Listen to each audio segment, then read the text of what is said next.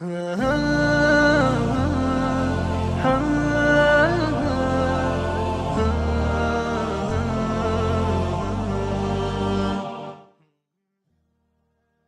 نہیں آتی اس کو, اور ہم لوگوں کا بھی وہی حال ہے.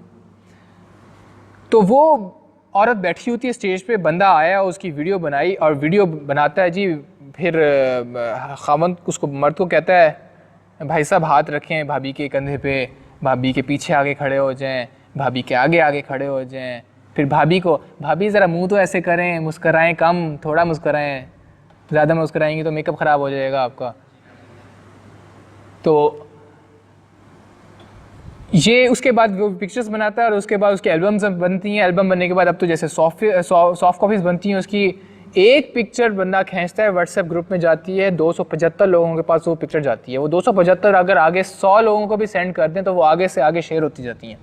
اور خدا نہ خاصہ کسی دن وہی تصویر آپ کی بیوی کی پڑی ہوں گی فیس بک یا سوشل میڈیا پہ یا آن لائن گوگل پہ آپ کو نظر آ رہی ہوں گی. اپنی بیوی کا نام ذرا ٹائپ کرا, فلانا فلانا بیوی, اور سامنے تصویر آئی ہوگی اس کی. اس دن آپ کو شرم آئے گی آپ لوگوں کو, جب دنیا آپ کی دیکھ رہی ہوگی آپ کی بیوی کو. کیونکہ کل اگر آپ کا ذہن بدل جاتا ہے, آپ کا ذہن اسلامک بن جاتا ہے, آپ دیندار بن جاتے ہیں, تو آپ آج وہ کام نہ کریں جو کل کو آپ کو نہ چاہ کر بھی بھگتنے پڑیں. آپ یہ کبھی بھی نہیں چاہیں گے کل جا کے. آج تو ہم لوگوں کو ایسے ہیں, ان کی وہ لوگوں کا ذہن ہی گندا ہو چکا ہے. اب ان کو تو برائی نہیں لگتی. لیکن ہم لوگوں کو, میرا آج کہنے کا مقصد یہ بات اس لیے ہے کیونکہ ایک درد ہے. جب میں دیکھتا ہوں لوگوں کو, ہم دوستوں میں جاتے ہیں, خاندانوں میں جاتے ہیں, تو ہم دیکھتے ہیں کہ وہاں پر شادی بیاہ کے اندر جتنے گناہ ہوتے ہیں وہ کہیں بھی نہیں ہوتے ہوں گے. اور شادی بیاہ جب ہم شروعات کرتے ہیں, نئی زندگی اس کو ہم کہتے ہیں. شادی کو ہم اپنی نیو لائف کی شروعات کہتے ہیں, اور نیو لائف کی شروعات ہی ہم اللہ تعالیٰ کو ناراض کر کے کریں گے تو ساری زندگی پھر ہم کیسے خوش رہ سکتے ہیں؟ پھر ہم کہتے رہتے ہیں زندگی, ہماری زندگی میں مزہ نہیں ہے, خوشحالی نہیں ہے, برکت نہیں ہے. تو برکت کہاں سے آئے گی بھائی؟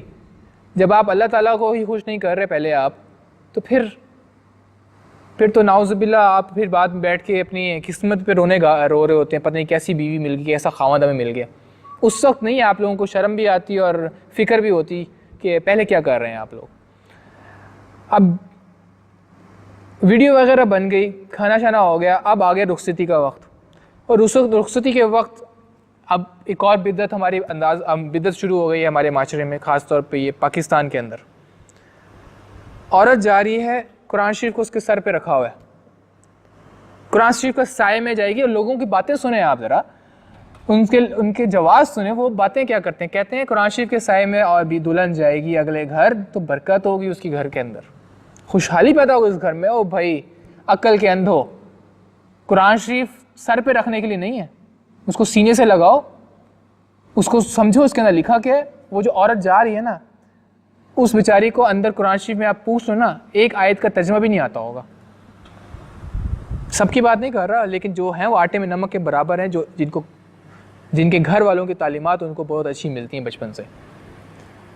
عورت کو خوشحال اس کی زندگی گزارنی ہے تو اس کو دین کی تعلیمات دو, تاکہ وہ اپنے گھر اگلے جائے تو وہاں پہ اس پہ عمل بھی کرے اور لوگوں کو عمل کروائے. کل کو اس کے بچے ہوں تو وہ اس کو دین کے مطابق چلا سکے, بچپن سے ہی اس کی پرورش اچھی کر سکے. لیکن ہمارے معاشرے میں اس چیز کا نہیں رواج. ان کو بس آسان طریقہ چاہیے, قرآن شریف سر پہ رکھ دیا اور وہ جائے گی تو خوشحالی ہوگی گھر کے اندر. آپ یہ بات سمجھ لیجئے خوب کان کھول کے کہ یہ بدعت ہے, اور یہ بہت غلط بات ہے. قرآن شریف کی بے عزتی آپ کر رہے ہیں. قرآن شریف سر پہ رکھنے کے لیے ہوتا ہے, اور نیچے اس کا لباس دیکھیں آپ عورت کا. اس قرآن شریف کو تو آپ نے لحاف میں ڈھکا ہوا ہے کہ بے ادبی نہ ہو قرآن شریف کی. اور نیچے عورت, میں یہ لفظ نہیں کہنا چاہتا لیکن وہ آدھی بڑھنا ہوتی ہے. استغفر اللہ. سامونا بخير نفاخر فيه فأرض المصلى كاستنا ضياء مصلى صرح باهي جميل.